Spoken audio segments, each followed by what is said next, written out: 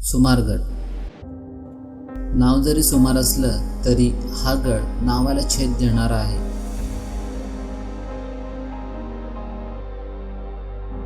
इथल्या साहसी वाटा, प्राचीन इतिहास आणि निसर्गरम्य दृश्य तुम्हाला थक्क करतील. आज मी तुम्हाला सह्याद्रीतील एका अशा किल्ल्यावर घेऊन चाललो आहे ज्याचं नाव ऐकून तो साधा वाटतो, पण प्रत्यक्ष अनुभव मात्र अंगावर रोमांच उभे करणारा.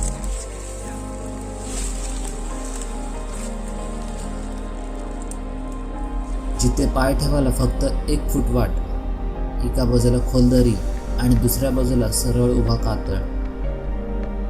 रत्नागिरी जिल्ह्यातील दुर्गम डोंगरांमध्ये वसलेला, भटकंतीसाठी ओळखला जाणारा एक अप्रतिम दुर्गमनशील सुमारगड. नमस्कार मंडळी, welcome back to another vlog. So आज आपण एक रेंज ट्रेक करणार आहोत, सुमारगड आणि महिपतगड. आपण आता बेलदार या बेस विलेजला आलोय. बेलदारवाडी समोर आहे. आपल्याला पहिला बोर्ड लागतोय सुमारगड, पहिला लागतोय सुमारगड आणि या साईडला आहे महिपतगड. तर आपण असा निर्णय घेतलाय की पहिला आपण जातोय सुमारगडाला एक्सप्लोर करायला, त्यानंतर आपण महिपतगड एक्सप्लोर करू. इथून दिसतोय आपल्याला समोर, तो दिसतोय ना, तो महिपतगड, आणि हा इथून जातोय रोड तो सुमारगडाकडे. शेवटपर्यंत व्हिडिओ बघा. त्या गाड्याच्या वाटा, गाडावरील वास्तू आपण सर्व पाहणार आहोत. आता आपण आपला प्रवास सुरू करूया. चला तर मग. सुमारगडावर जाण्यासाठी मालदे, जैतापूर, रसाळवाडी आणि वाडी बेलदार अशा अनेक वाटा आहेत. त्यापैकी वाडी बेलदारकडची वाट सोपी आणि कमी वेळ घेणारी. या गाड्याकडे जाताना आपल्याला एक छोट्याशा वाटेने जावं लागतंय. निमुतीच वाट आहे ही, अशी निमुती वाट आहे. अशी समोर जावं लागतंय. उजव्या साईडला आपल्याला दरी दिसते, तो समोर राहिला सुमारगड. आपल्याला तिथं जायचं आहे. तिथून 4 वाजता निघालो होतो आणि आता वाजले 9ला 5 मिनिटं आहेत. वाडी बेलदार ही 10-12 घरांची छोटी वस्ती. इथे ट्रेकरसाठी चहा, नाश्ता आणि जेवणाची साधी पण मनापासून व्यवस्था होते. गावातील मारुती मंदिरात राहण्याची सोय मिळू शकते.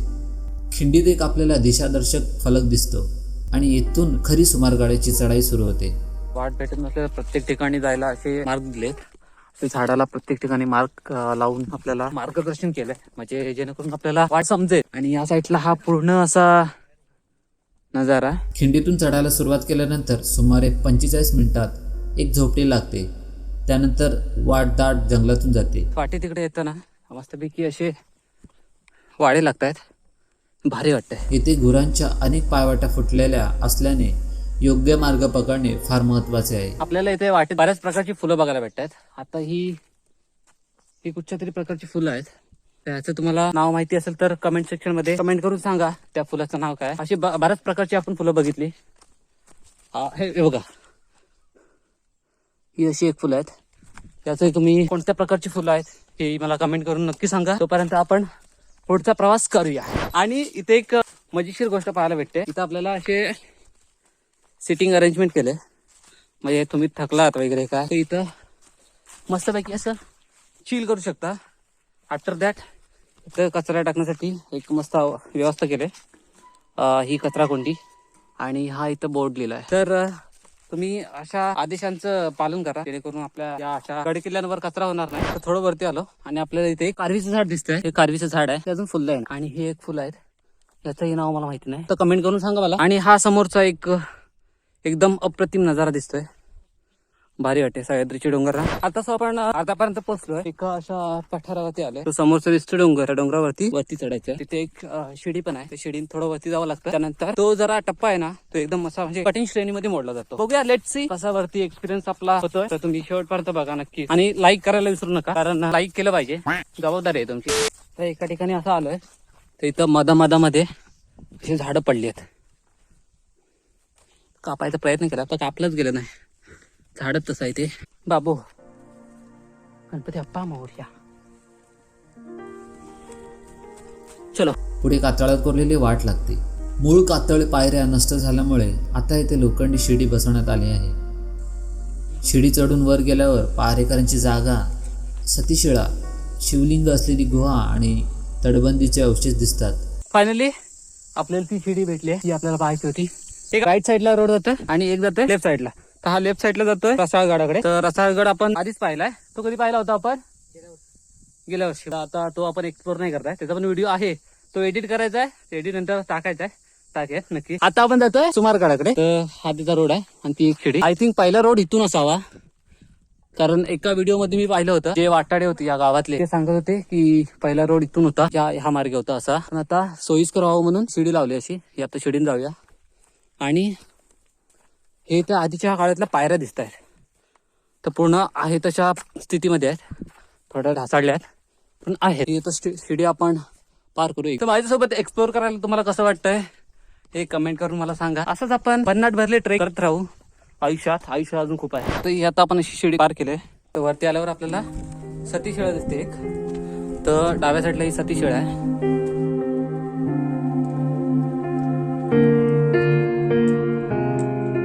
याबद्दल आपला जाने माने ट्रेक राकेश दादा, त्याला आपण सतीशिळा बद्दल काही थोडे शब्द विचारूया, म्हणजे जाणून घेऊया.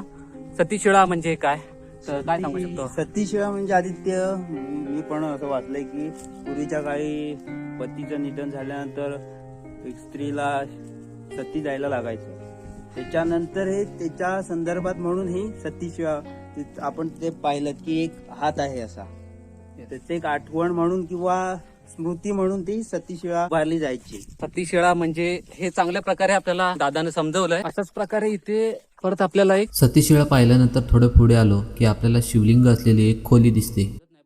शिवलिंग आहे, हे बघू शकता तुम्ही. इकडनं असं शिवलिंगाचं जसं असतंय तसं ते आहे.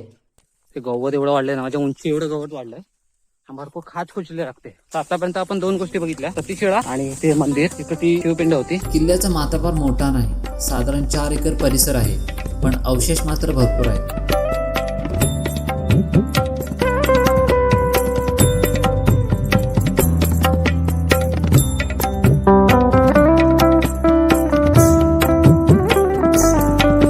ते मंदिर पाहून झाल्यानंतर आपल्याला पुढे अपोजिटला एक भलं मोठं एक तलाव दिसतंय.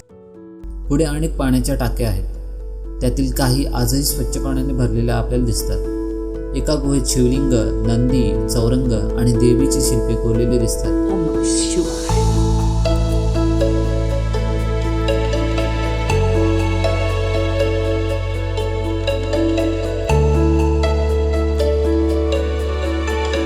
शिवपिंड आहे, हे नंदी महाराज.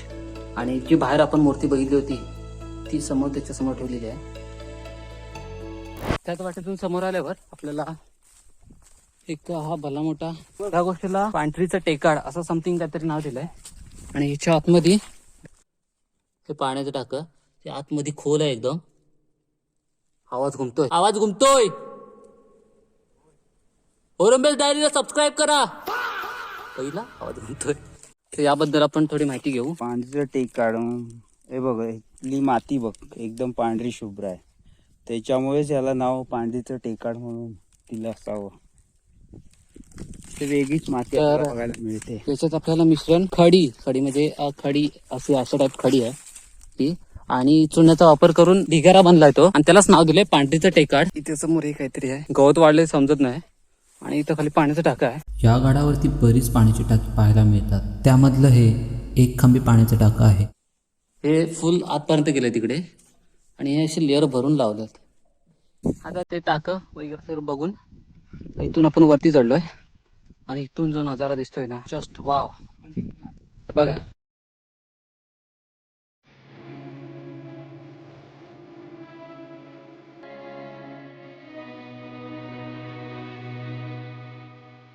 वरती टेकडीवरून पोहोचलोय सर्वोच्च भागावर, आणि उतरायला जागा नाही. तर असा जागा काढतोय, तिथून आता खाली असं जातोय आपण या वाटेने. हे इकडं दरी, बॅग दे बॅग काढ.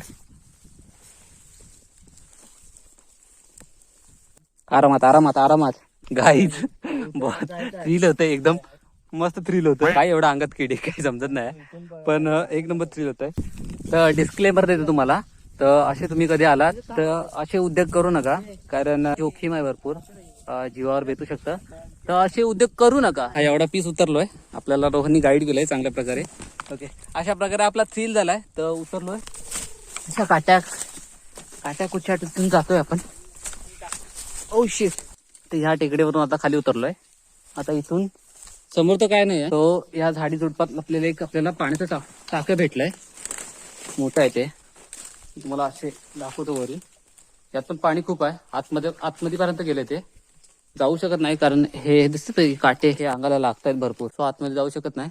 आणि ह्याच्यावरती अजून एक तिथे वरती टाका आहे, काटे लागतात.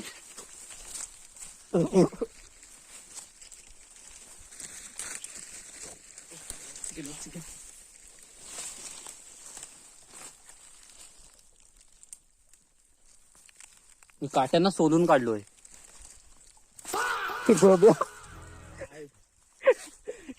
गाईज काटे भरपूर लागतात.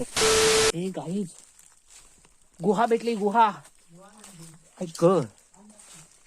त्याच्या अंदर पण जाऊ शकतो, त्याच्या अंदर पण जाऊ शकतो. तर आपण आतमध्ये जाऊ. Let's go. कोण आहे ना? हे हॅलो, हे खांब टाका आहे मोठं, खांब टाका म्हणू शकत नाही पण हे हा खोदीसारखंच आहे रे असं, म्हणजे बघ ना, इथून माती फक्त आत आले ही, आणि हे सर्व कोरलेलं आहे. आय थिंक ही राहण्याची रूम असावी. हे इथं पाणी आहे थोडं, हा इकडून रूम तिकडे गेला आतमध्ये, आणि ह्याच्या आतमध्ये ही काय काहीतरी आहे. बापरे. नाव जरी सुमार असलं तरी अनुभव मात्र जबरदस्त. अशा प्रकारे आपला सुमारगडाचा ट्रेक कंप्लीट झालाय. आपण चांगल्या प्रकारे एक्सप्लोर केलाय. ओव्हरऑल हा ट्रेक खूप सुंदर आणि ऍडव्हेंचर आपल्याला भरपूर झालं याच्यात. तर हा ट्रेक चांगला झालाय. तुम्हाला व्हिडिओ आवडली असेल तर लाईक करा, कमेंट करा, शेअर करा आणि सबस्क्राईब करायला विसरू नका. भेटूया दुसऱ्या व्हिडिओ मध्ये. तोपर्यंत बाय बाय.